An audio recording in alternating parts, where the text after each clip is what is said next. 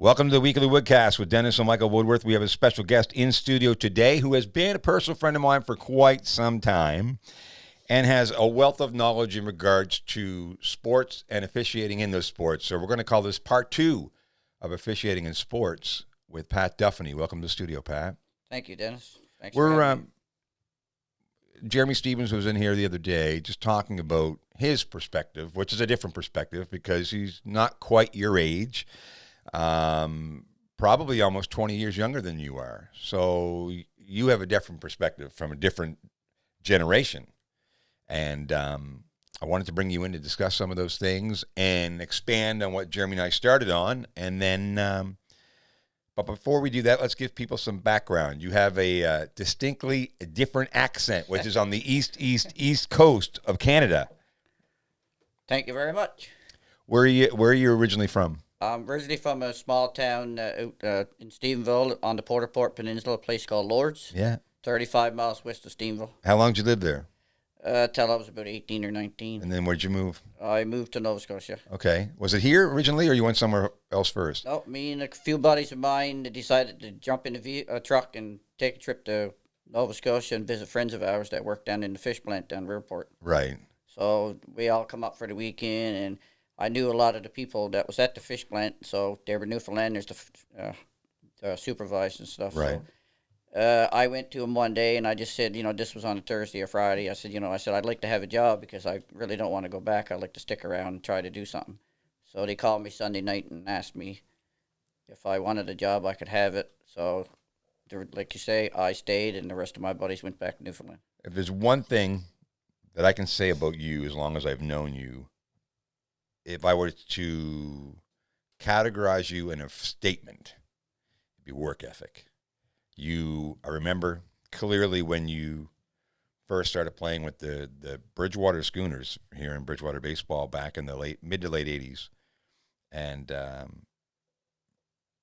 just the way you hustled, the way you held yourself, the way you conducted yourself on the field, even the way you even warmed up, made an impact on me because it showed that you cared. And that, I think, translates into the rest of your life that I think a lot of people misunderstand. They see you every day. Well, first of all, you worked at Michelin how long? I worked there 30 years. So you were there 30 years. You retired at age 51, right? Yep. Not many people retire at age 51. No. That's not at all, right? I mean, so then you just basically immersed yourself into the sports culture as an official. Yes. So whether it was softball, mixed or men's, or it didn't matter what level it was or what night it was, you were available. Obviously, with minor baseball, from the youngest of ages right to senior baseball in the province. Yep. You've been involved with soccer. Yes. As well. So you've really immersed yourself into the sports culture, not just in one sport. Yeah, I did lacrosse too, and Bridgewater had a real good team back a while. I did lacrosse here too in Bridgewater. Yeah, I mean, it's something that has been almost like a second career on a very low-paid scale. Yeah, well, I'll use your words when you say passion. It's a passion. Yeah. And a lot of people don't look at it as a passion. I watch you, if I go watch a softball game, or because my daughter plays softball, or some of the guys I know, or if I watch you in a baseball game, a softball game, you still have that hustle that you always had as a player. And I really admire you for that, because a lot of people don't actually, they've never played at that level, so they don't know what that kind of hustle really means and what it translates into performance. Yep. So baseball's my love and passion, as you know, so let's dig into that a little bit first. Yes. Parenting in sports has dramatically changed. I think today, like back in the day when you and I played, Barry Gillis is a good friend of mine that's been here a few times in the studio as well. We used to go to the field and just go play. Yep. And our parents, rarely showed up. We just went and played, and then when we finished the game, we'd go home and they'd say, "How'd you do?" Today, I think parents go to everything. Oh, yeah. Right? So the problem with that is that we want parents to be there because they have fans and they watch their kids, but sometimes they get a little heavy on, especially kids that are young. Talk about the pressure that it is for a young person that is starting out as an official, whether it's in baseball or hockey, what they go through, and then the abuse that sometimes they take that really is unneeded. Yep. Well, like as far as being the young individual, and I look at the young umpires now that are starting, I think what parents got to realize that when they're watching a game, they're watching somebody else's kid. So they got to put themselves in a situation, if that was their son or daughter that was stood umpiring or doing a baseball game, to Yeah, put themselves absolutely. in that situation and see how those kids really feel. Because when they first start their games, they're probably scared to death about making a call or even doing anything. Absolutely. So I mean, they're scared, and then on top of that, you get parents that's hollering at them, from outside and stuff, with mad that much so pressures, because then they're so much more scared to make a decision on anything, and they're influenced a lot by the way coaches talk to them when they're young, and the way players talk to them influence a lot of their decisions. But that's part of the learning process, and it's tough, but you have to just suck it up and just try to move on and learn from it. What I do like about what we do here is that a lot of the times our senior officials will spend some time with the players umpiring in lower level games and really giving them some insight, some comfortability and confidence of being an official. Because if you throw two young kids on the field, I remember one night in Halifax, Chris Zink, who has been a coach with me for a decade, he'll remember this night because we had two officials that weren't really qualified to be there. And when the game was over, they ran off the field.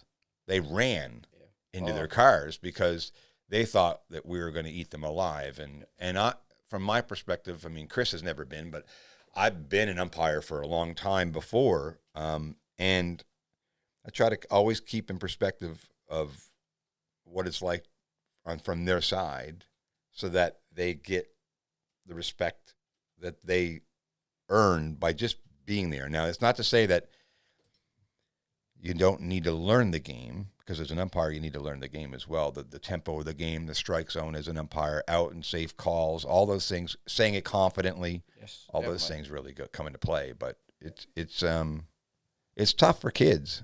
I think for the most part, as I can give information to young kids, if they go on the field as umpires, is to work hard. Like, work hard. If you make mistakes and you're working hard, coaches are going to look at you, say, look, man, like, this kid is hustling, this kid is working hard. He deserves a little bit of slack sometimes, even if he makes a close call that mightn't go your way. I mean, like, as far as umpires, like, even coming to the field looking like an umpire, like, we go through it a lot. Like, I find that I wish a lot of softball people would have played baseball, because I think if they would have played baseball at a younger age up through, they'd have a lot more respect for the game of softball, Yeah, absolutely. right? And that's sad about it, because the people that I know that I played baseball with, and you did, like Mike Freeman, Al Sampson, and those guys that play softball, like, the respect is there. But a lot of people that they are playing the game of softball and stuff now in the men's or whatever, the respect is not there towards officials, because I think if they would have played baseball and learned to respect the game, I think they'd probably have a different outlook on the way they treat people. The other thing too is that a lot of times when and I'm not dissing softball at all, because I have a lot of friends that play Yeah. softball Oh no. a lot, but they don't grow up in a culture with coaches, so they tend to, you know, start playing mixed softball when they're 17 or 18, or maybe in high school. But most of the generation that's playing right now, that's probably 30 years old and older, have just played, Yep. and then they they just don't understand the nuances of what it means to be an official. So let's do a U-turn and go into hockey, because that's a whole different. I mean, we love baseball, but hockey is the national sport from coast to coast. You said lacrosse earlier, and it's I guess they say it's a national sport, but hockey is the love of our country. Sure it is. And it's the bandbox of criticism. I mean, every parent that walks in a rink, they know everything about the game. Their little Johnny, their ice time, the penalty is right, wrong. Why didn't you call this? Why didn't you call that? But if you go into the kids again, they're linesmen in most cases, and even if they make one mistake, they're just jumped all over, you know. So it's hard for those kids to keep taking that type of abuse and stay on course. That's why we lose officials, and we're always recruiting. Sure. Yeah. I think if the people that's out there watching the officials, would concentrate on the love of the game, watching the team play instead of watching their individual son or daughter watch the game, because they're sort of like having like tunnel vision. They're watching everything that's going on around their own kid. Yeah, So absolutely. then everything that happens to that kid, they're freaking out about it. But if they stood back and watched the game for the love of it and how it goes, a lot of times their kid would be on nice and he probably wouldn't even know if, they didn't know he's there, but they'd be able to look at the game from a different perspective and enjoy the game more and We had, enjoy we, it. we had Jack Murphy in the studio the other day, and he talked about his son, Yes. Jay, but when he played for Jack, and that essentially he was overly more critical to avoid having father-son Yes. than to actually have more of it. And I think as a parent, when you go in as a spectator. Yep. And I mean, you always want to protect your son or daughter. Sure. But in most cases, as a parent, not all, because there's some really knowledgeable parents No doubt. that have played the game. But even those people, if you're knowledgeable, then you should know that an official isn't perfect. I haven't met a perfect player in any sport yet. Nope. And if players can't be perfect, then how in the world can you expect an official to be? They're humans, right? So I don't know. It's always, I guess it's one of the reasons why when I'm a coach in baseball, when I go on the field, I have the approach that all I want to know is from their perspective of what they called and why. And that was it. I never try to change the call unless it's a rule. If there's a rule issue, then okay, you may not understand the rule. Or, Patty, in some cases, I may not understand the rule. Really? Right? So, I mean, like a lot of coaches think they know all the rules. But the reality is that the rule book is there for a reason. And that's why I guess the guys that I coached on the provincial team quite a few years back, I always make them do a level 2 exam for the umpires exam to see how well they knew the rules. So, what's some of your experiences on the ice? I mean, you've got a lot of stories. I mean, how long have you been refereeing hockey? Oh my God, it must be 25, 30 years. 100, 200? Yeah, probably 200 years. I mean, give me some of the. Well, let's touch on gentlemen's hockey for a little bit. Oh boy, here's one. Right? I mean, Well, let's go with the terminology, gentleman's yeah, hockey. okay, let's. What does that mean, right? It's just a term that was put there. Is it gentlemanlike? For the most part, yes, it is. How old typically do you find gentlemen's hockey age group wise? What demographic? What do you mean, like as far as Their age, like starting age to. Well, I think they usually have like 35. They're like 35 and up, but there's Right. a lot of you got to bring younger people in to play gentlemen's, Right. because if you don't, it's just going to go by the wayside. Right. Okay. But my experience with gentlemen, let's talk about that for a minute, is that I find the people that's in charge of the teams, that's running the teams. You talking coaches or? Yeah, the coaches Okay. or player coaches. Okay, yeah. Let's go player coaches. 'Cause Most of them are. Most of them are player Okay. coaches, right? And my biggest issue with those guys over the years that I took a lot of abuse from is the people that you have a lot of respect for in your community. But those are the wrong people for some reason to put in charge of running a team, because they're the ones that lash out, to add fuel to the fire, instead of like supporting an official, which they are officials themselves, right? But Some they're- of them are. Yeah, some of them are. They're Yeah. in a situation where they should be helping the game and sort of diffusing certain situations, but what they do is they add fuel to the fire as if they're being a leader, but they're not actually being a leader. They're just defining something about gentlemen's hockey that should not be. So maybe Right. they're out of character. Definitely out of character. You know, they're out of character in a place where, and I don't know why, because hockey brings out. I know as a player, for me, when I was younger, and it's certainly not who, but when I was younger, hockey's an aggressive sport. Sure. I mean, it's I know. fast, I played it. it's rough, it's aggressive. There's a lot of language that's there that you don't really in society really use. Yeah. So you just something that you as an official have to deal with, and that's why I think some people get out of character. And they don't realize, I don't know, they don't think about it. Like, I go there, like, I do like certain stuff before I go to every hockey game or whatever. Mm-hmm. I sort of watch something on TV or whatever that puts me in a good mood, that makes me Right. laugh before I go. Sure. So every time I go to a baseball game or gentlemen's hockey, I go there feeling good about it and being there because I want to be there. Mm-hmm. And that's the outlook I have on it. But a lot of times when you go and you're doing certain teams, you know what you're building yourself up for when you go there, because those are the same people. They're the ones that you're saying out of character. at games, and they're the ones that give referees the biggest issues, the biggest problems in Wow. hockey because they put you under a microscope. I don't know if I just don't understand it because some of them were referees or umpires themselves, and they're playing hockey. And for some reason, I just don't understand why those people you have respect for in your own community are the people out there on the ice that will degrade you and put you down and question everything you call them. And I won't say that. I mean, we're not unique. No. I mean, this could be typical right across Sure it is. the Sure, country. there's right? no doubt. So, No doubt. But as official, I'm sure that happens other places too. But that's part of me being official. And another good thing about that, if I can put some good into what's going on there, is that they're actually making you accountable. I mean, you're there, you're doing a job. They're paying you a couple bucks to do it. So maybe, they're making you accountable and keeping you on your toes all the time so to make sure you're working in hustles. And that's what I try to do. well, Right. I mean, if they don't have guys like you that are willing and have the schedule to do it, it's one thing about your life is that you have the flexibility. A lot of people have busy lives, like with kids, because your kids are grown up. Yep. Careers, they're still working in today's society in a regular job. Then they have to fill in. So if it's a 10 o'clock or 10:30 game in a gentleman's game, somebody may not be willing to go referee at 10:30 because they have to work the next morning, 7 o'clock in the morning. So they're in a situation then like, okay, well, if you abuse this official enough and they're not willing to do it, who else is there? Yeah, right now there's such a shortage of us that, like, Yeah. I got a call, like, last night to do a game in Lunenburg and stuff. The officials are just not there. Yeah. And, I mean, getting back to what you were saying about commitment, like, even when I worked at Michelin, Michelin was, to me, is an awesome company for me, the way they treated me and gave me the flexibility that I could, have someone to cover quality while I went and refereed for a couple hours, come back, and then still work the rest of the night. And to me, when I sign up for something, I give 100% commitment if I can do something, right? I've seen that. Yeah.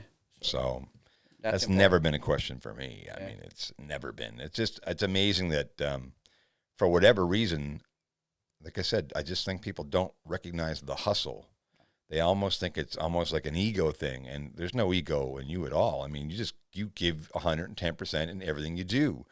And I think in society, people, I don't know, they because they don't give 110%, they may look at you and say, he can't be that.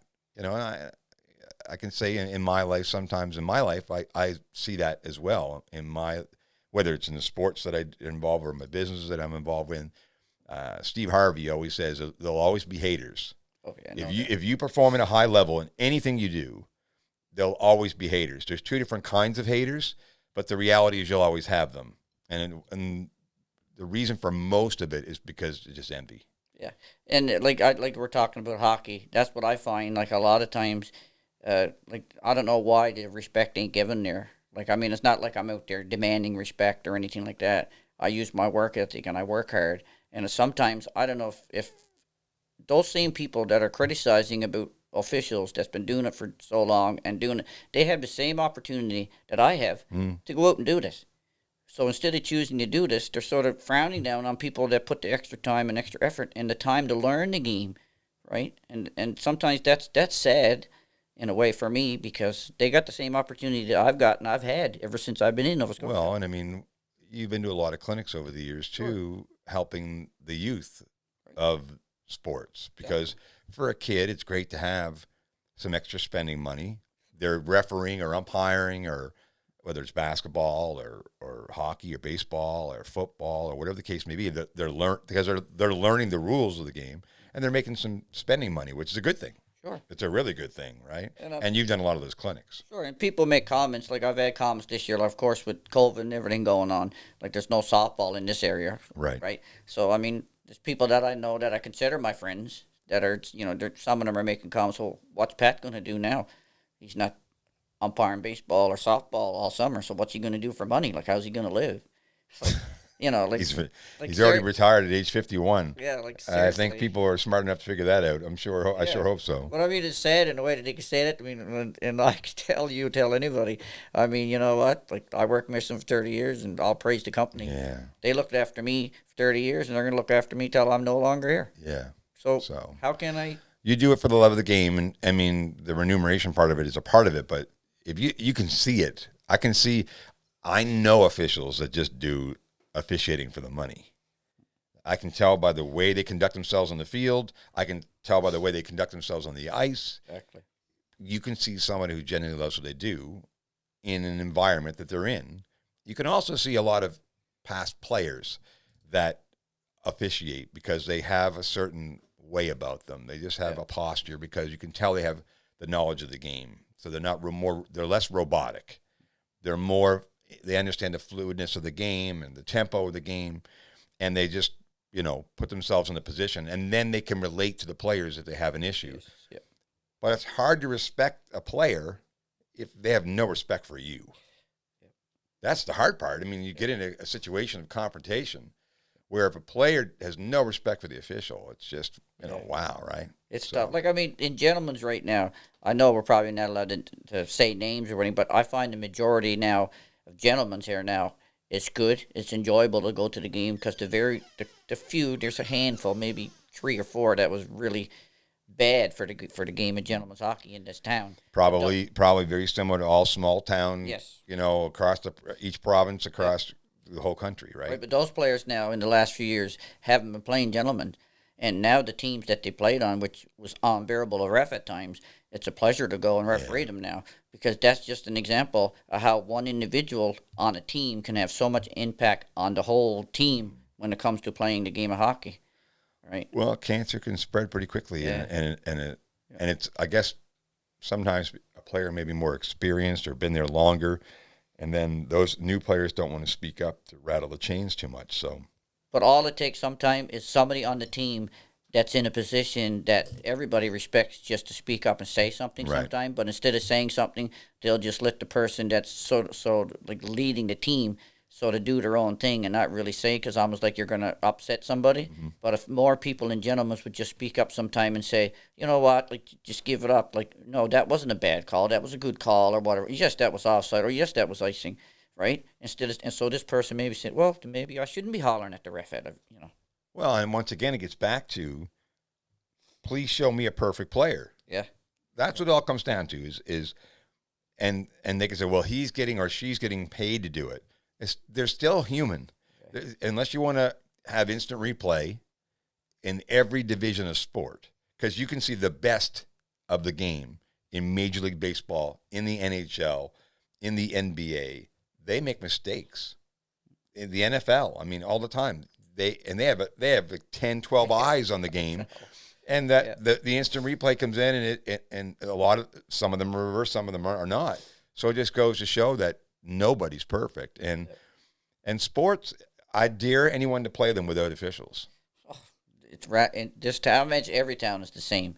Like, I mean, but what I find about a lot of the players now, like, I've gained a lot of respect for a lot of players now in the gentleman's hockey stuff around here now.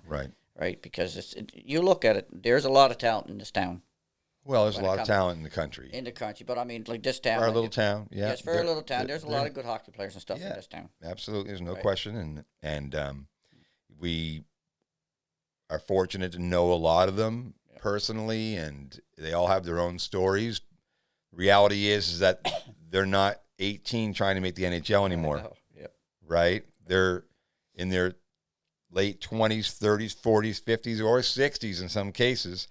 Just go play and be fortunate enough to be able to step on the ice. I mean, I live a portion of the year in a country where, a lot of kids don't get opportunities to play every day. They can play in the street if they have equipment, They have equipment. One of the major reasons why I'm there, but it's, it's just, the old Cinderella song, you don't know what you've got till it's gone. And when you lose a sport like we have in COVID, it really puts in perspective of how much you love or how much you miss it. And like you said about missing it, like where this COVID, where softball really was non-existent here this year. And I found like a few times I went out and umpired for free this year. Yeah. Like, they were playing at Michelin. Right. So I just went out, just put my gear on and went out, just umpired for the evening, like just do it for nothing, just to get out and do something. And then, but the people that I started noticing that was playing is the people that's playing the game for the right reasons. Mm. They're the ones that's out there on a Monday night at Michelin. Like a couple of weeks ago, I went out and just umpired. I just went out and umpired for nothing. Right. Free, by the way, if nobody can believe that. Right? If nobody wants to believe I did something for free. But anyway, and I said to them, I said, you know what? I looked around. I said, "This is why I come and do this, because here's the people that's here playing the game of softball 7, 8 o'clock at night under the lights of Michelin in the last couple of weeks. You know, those are the people that play the sport for the way it's supposed to be Oh played." yeah, and I've been fortunate. A big shout out to guys like Joey Bosmer, and I shouldn't even start naming names because there's too many to mention. But we've gone to the Caribbean and the Dominican Republic and in Cuba, where we've had a lot of our athletes from coast to coast. We've had teams from coast to coast, Nova Scotia, right to British Columbia. And, I even spoke with somebody a couple months ago about a Newfoundland team going, and most of it's mixed men's and women. And it's about just participation. Our job as ambassadors for our country is to contribute to society there, help the kids and help the programs in their communities, because we are very fortunate to live where we live. And people want to do what you're doing. They just need an avenue, and you're need their avenue. They need a tour guide. Sure, they just need someone that they can have confidence in to do the job. And we've been there so many years and have the experience.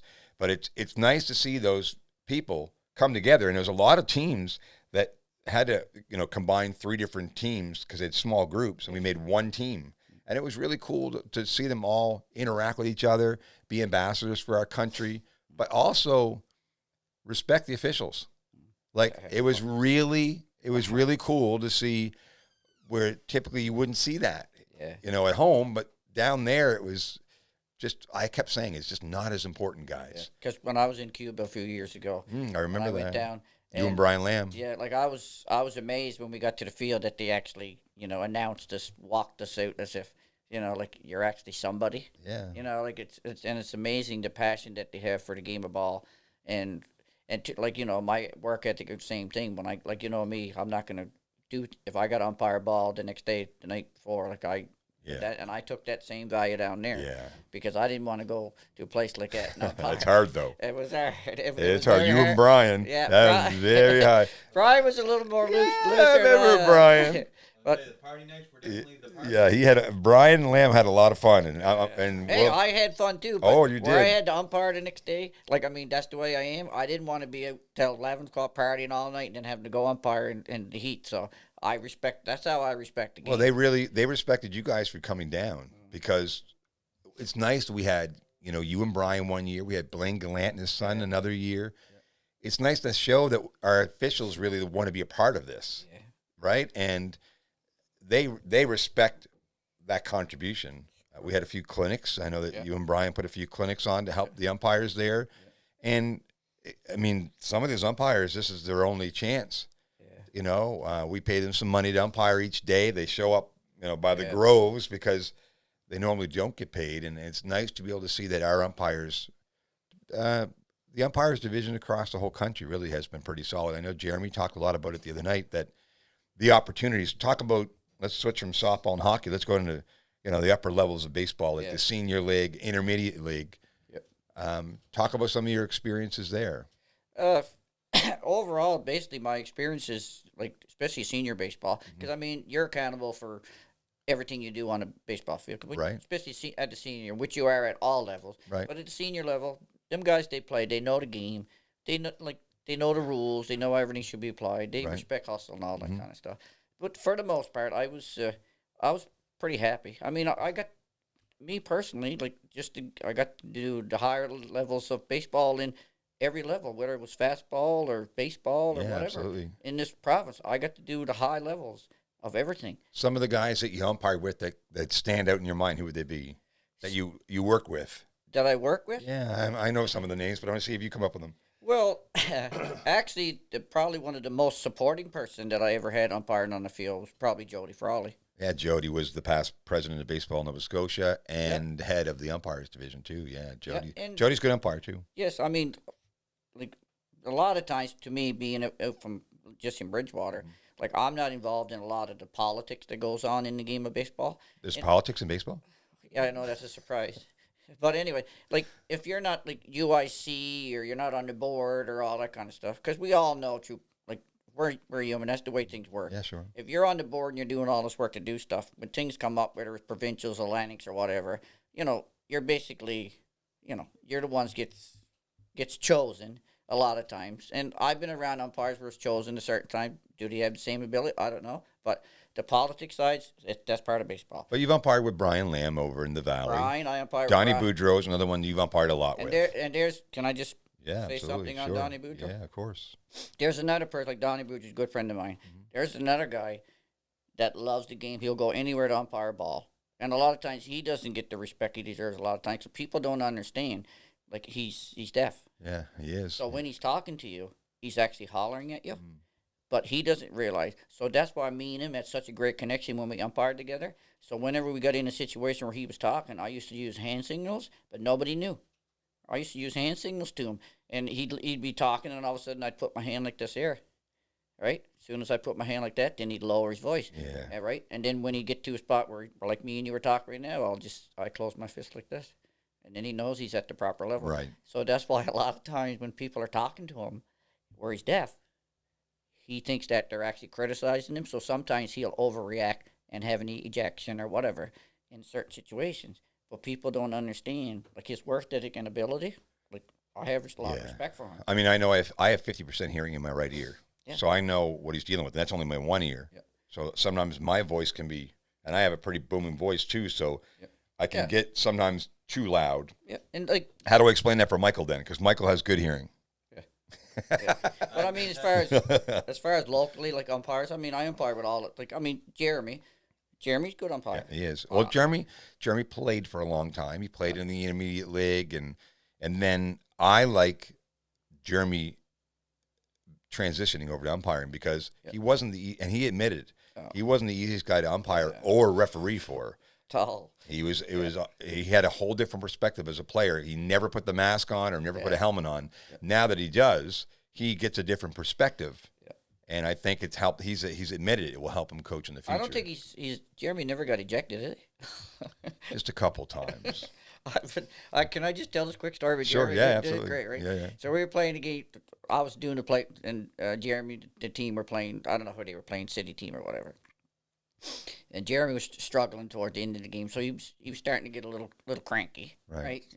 So, anyways, he was throwing pitches. Of course, pitches was off the plate. So I call it a ball, right?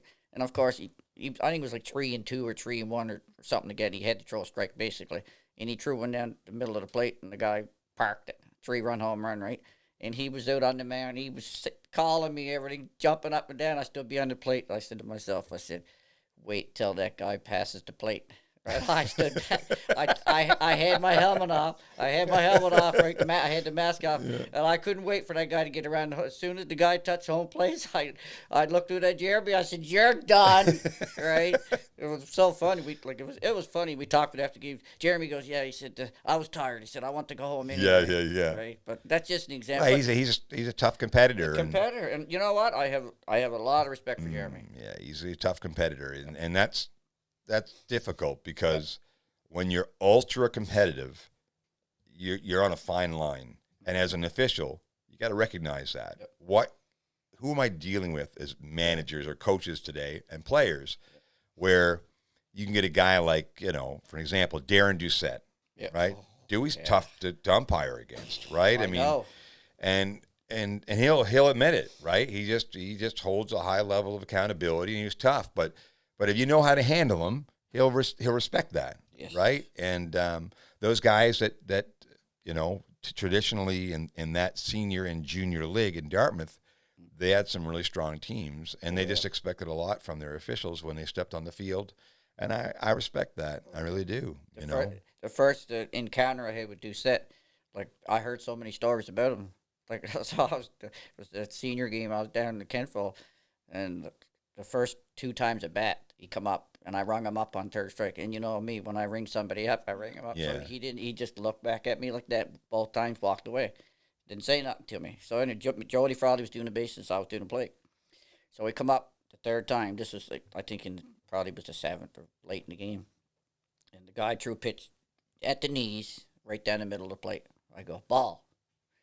The pitcher throws another pitch, right? Same spot, ball. So the pitcher starts jumping around up the plate and going. So he threw another pitch and ball. He hit a ground ball and got out. So after, I'll try to make the story short. After the game, Jody come up to me and he said, "Where was those 2 pitches on the big fella?" I said, "There's no way There's no way I was ringing him up 3 times in one game." That's what I told. I said to Jody, Yeah. "I am not ringing him up 3 times in one game." Yeah, Dewey's what, 6'3", Yeah. 280 at that time, I would guess. So he's a big dude. So yeah, no, I know exactly how you feel. I mean, Oh yeah, man. I was in the Valley in 1993, 94, probably 93, and I lived out there for a summer. I was working out there, and so they asked me to umpire because I at that time I think it was level 3 or level 4, Oh, yeah.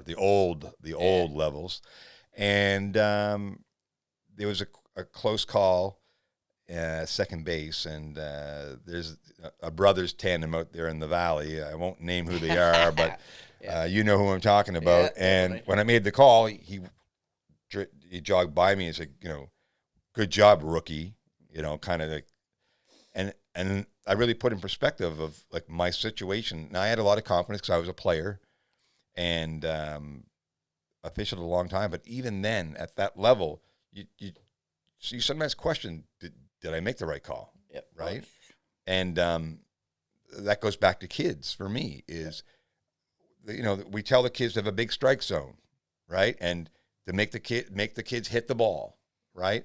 So then the kids have a big strike zone, and then the parents are behind in the backstop yelling at them that the strike zone's too big, or that that's not a strike. So giving the kids the opportunity to understand that you really don't hear anything behind the backstop or down the foul lines or in the rink. Create a filter where you don't hear anything. And if you do that, you'll last a long time being an official. The only thing I find, like you said about that filter, even if you're at the rink or the ball field, that filter's there. But when that filter's broke, those are the people that you're going to eject or get rid of. 100%. Like it's easy. So most of the conversation that's going, you can filter that all because it's part of the game. And as an umpire, you have to accept that. Right. Because that's their right. They have a right to cheer or criticize or whatever because that's what they do. But when they disrespect the game across the line, then those people will, as soon as you hear their voice, it will stand out from everything else. Oh, yeah. Then you have a choice. You either have to eat it the rest of the game or whatever, or you got to deal with it. And that usually happens. You have to, right? In certain situations. There's a guy from Liverpool that used to be an umpire years ago. You know who I'm talking about? Yeah. Probably the most animated. What is his name? Rick. Yeah. Yeah. Yeah, Ricky. Ricky had. Yeah. Ricky was one of the most animated umpires. He was one of the most animated players. Like when he played for the Privateers, he was so animated as a player, just digging in the box, right? Yeah. And then he became almost like a character of an umpire. Like some umpires, you walk on the field, they're characters. Like you couldn't draw a cartoon character more animated, right? I think the biggest thing about being an umpire is if you can get off that field and be invisible, you've done a great job. Yeah. The more invisible you are, and I'm not saying Ricky didn't have good games because he did, and he did a lot of them. Yeah. But he had a lot of ejections too. Oh my! I almost think he was almost saying to himself, like, who am I going to eject before the game even starts? I think he had you picked. He had us picked before the game even started. Yeah, like who's going to just give me one reason why, right? Yeah. But if you could, I remember a kid from Hammonds Plains, a young kid, would have been about 18 or 19 years old. Man, did he hold himself? Did he have some posture? He's a player. And I commented to him after the game. I said, you did a phenomenal job. Great. Because you were invisible. They need to hear that. And I think that's one thing as parents or players or coaches commend people when they do a great job.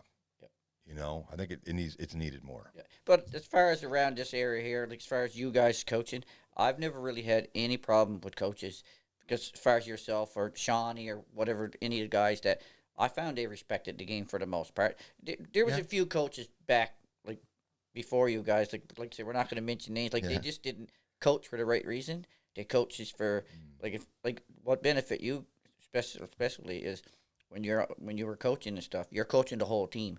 You're not coaching your son. Yeah, no. And I found that was a little hard because I remember umpiring games behind the plate, and the pitcher who was on the mound was actually in tears.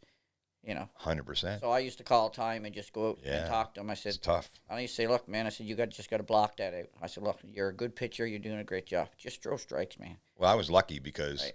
a lot of the years, Michael will tell you that there's years I didn't coach them at all. Yeah. I was coaching a different division.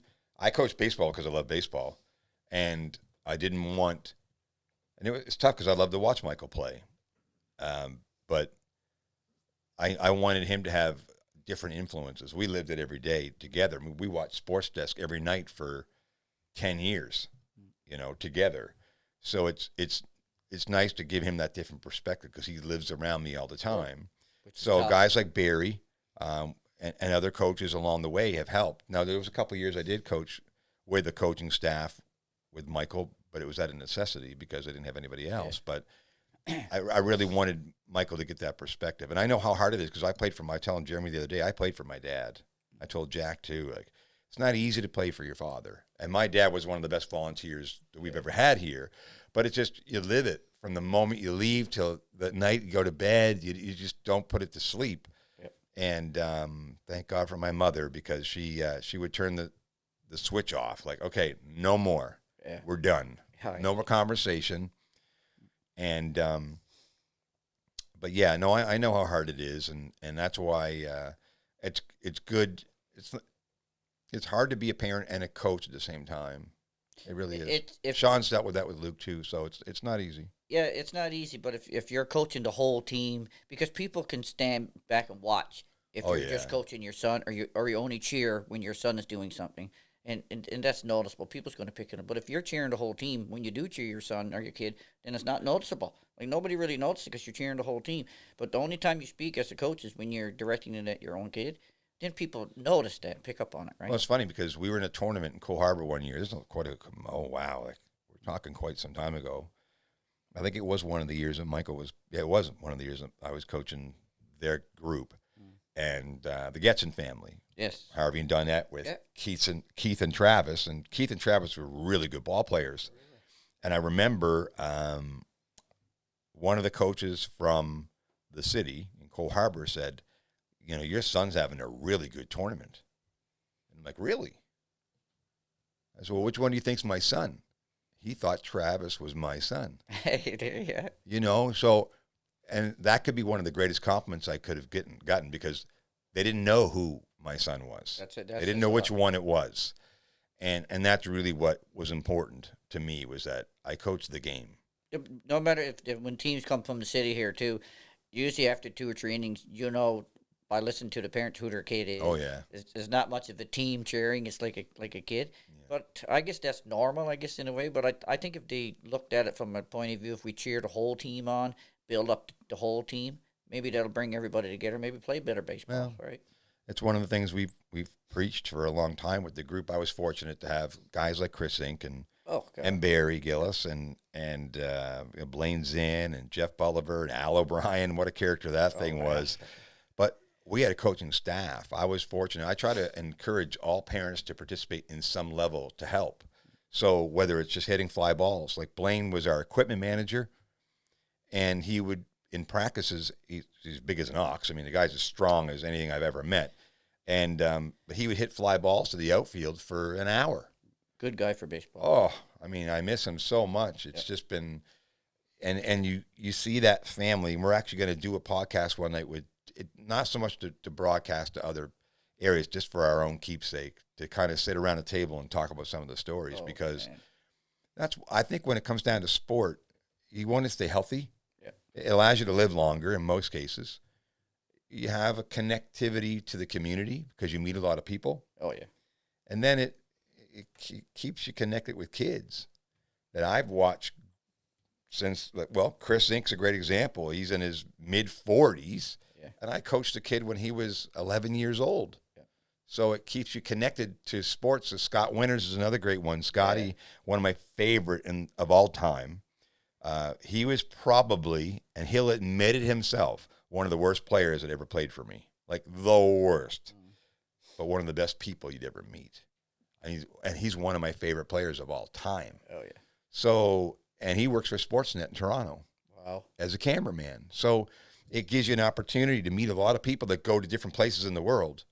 it just gives you a real perspective and a real wealth of relationships along the way. Like me personally, like you say, when we all played baseball. When I don't know how many years we played for the Schooners, and somebody put a picture on the computer back a few months ago. It was the team the year I remember that. that we played. We won. I think with that same team, we won 3 provincial championships and the Atlantic Championship, and that's the likes of like a Darryl Cross, Brian Buck, and Al Sampson, Gordon Jodry and Blaine Simone. Gordy, Mikey Freeman was in part of that group. Mike Freeman, yeah. But I remember Brian Buck is one of those guys that very good baseball player from New Brunswick, and I was 17 years old, just coming out of 1 year of midget, and warming up with Brian was an adventure because the guy could throw from the fence almost. So we would do long toss every game before the game. And then, Bucky would keep my arm strong because he just had a rifle, right? And those guys, a lot of those guys are still around here. Bobby Oakley, I saw yesterday. I saw him last night at the game. Yeah, Bobby's one of those guys. He's a Wildcat Hall of Famer that played senior baseball when they won the national championship in '85, and lives in the community. And you just see him, and those guys you meet are just people that you relate to because you've had history with them. So that's where sports really, if you ask, I was talking, like I said, to Jack Murphy about it, and just the relationships that you have. And I think a relationship that most parents or most people need to really put in that encyclopedia is the officials. Oh, who are they? Yeah. I always ask when I go to the plate, where are you from? How long have you done this? What do you like about it most? I want them to relate to me. I'm not some guy that doesn't know who they are. There's a phrase I use called "People don't care how much you know until they know how much you care." So I just show that I give a shit, That's all we can do, man. Like you brought up Jack Murphy a few times. Like around this town, as soon as somebody says his name, everybody that knows sports or anything about basketball, anything, as soon as his name is spoken, they know or heard of him. Well, it's amazing too. Jack paid a big price, and you have too. What people don't understand in a different way is the amount of certification it takes to be an official at a high level, and the amount of certification it takes to be a coach at a high level. Sure. Jack and I talked about it. The miles you travel. We myself and a few of the guys, Brandon Gannett, and a few of the guys that I was involved with sport. We took a road trip to Hartford, Connecticut, to the World Baseball Coaches Convention, and met some of the best baseball minds in the United States. Jack did the same in basketball. They would go to clinics in New York, and they would go everywhere because they loved the game. He told me a story about how they rented a hotel room in 1984 in Halifax for Mike Vandertorn Sr. And himself, and their wives rented a room to watch the NCAA final game and then drove home. Regular people don't do that. And I just find that if a lot of our officials are just not respected, but guys like Jack or people like myself and others that that you can relate to those officials because you've been part of it, and you respect the game. I don't know how Jack might look on it maybe a little differently than what I would look on it. I find in an area, you touched base on this before when we talked about locally sometimes how officials are not promoted like they should be, or not, given the opportunity, given more opportunity, or putting in a good word for them, come and look at this person. Absolutely. Or do this kind of stuff. And I find that's sad in a way. I think that might be, I don't know if that's changing now because it's been a couple of years because I stopped doing minor hockey stuff because, my life was consumed by sports. Well, what do we do in Bridgewater Baseball? We created an Umpire of the Year award, to recognize those who stand, not just who's the best umpire. That's not why you're selected. Of course not. It's those guys that are accountable when you call them up and they drop everything to get down to the field because we need an umpire for an emergency reason or whatever the case may be. Baseball Nova Scotia has an Umpire of the Year award as well. So you want to recognize those individuals who contribute. And not everyone makes decisions for the same reasons. No, it's just that just happens. And we all, I could spend a whole podcast for 5 hours talking about the people I've met through sport, especially baseball, just from the Caribbean Goodwill Tours. Oh, no doubt. I mean, I've met baseball and softball people that just love the game. So if you love the game, then respect the game. If you respect the game, respect the officials, respect the people that are involved that make the game so awesome. Because umpires or referees, they're noticed at the pro level. When those officials are characters, like who Kerry Frazier is, you know those names because they just make an impact and they're good at what they do. Sure they are. So they're damn good at what they do. Yeah, and it's fun. That's the other thing is that you're not as young as you used to be in 1987 or 1986, but you hustle the same way, your attitude's the same way. I love what you said earlier about how you get in your frame of mind before you get to the field. Oh, yeah. Which is nice to see, you know. Because sometimes it only takes 5 minutes for someone to try to ruin your night, but other times, so you go there with the right frame of mind. So then some of that stuff sort of reflects off of you then because you're in a good mood when you get there. Yeah. So, and I don't tell nobody this stuff, man, because people don't know what a person goes through, what a person sacrifices to do what I've done.